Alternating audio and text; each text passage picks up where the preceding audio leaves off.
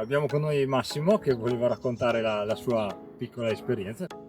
Mi dà soddisfazione, ma anche mi dà un senso di comunità di miei colleghi, ma anche operatori e qua anche volontari, che siamo come una famiglia, e quindi c'è quelli che hanno maggiori difficoltà, c'è chi ha quelle più o meno, più di più dell'altro, però anche se ognuno ha le sue competenze diverse e le sue proprie capacità, lavora comunque e fa nel suo piccolo quello che può. Io per esempio, salvo tempo fa, che ha avuto problemi di reni e non ha potuto più fare quel che facevo prima, ma all'inizio usavo il disespugliatore, gli attrezzi agricoli che a me piacevano tantissimo. Adesso, come ti dicevo, non posso più.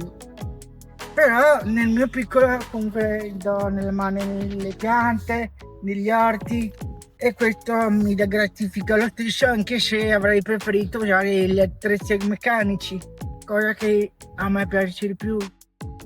The agroecology project was created to cultivate knowledge, inclusion, and a shared future, thanks also to the dedication of so many.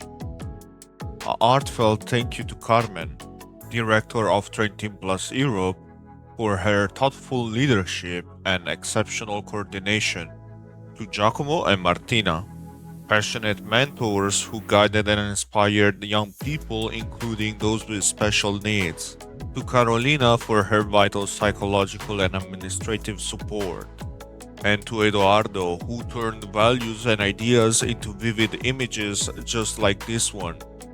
Change begins with those who care. Thank you all for watching.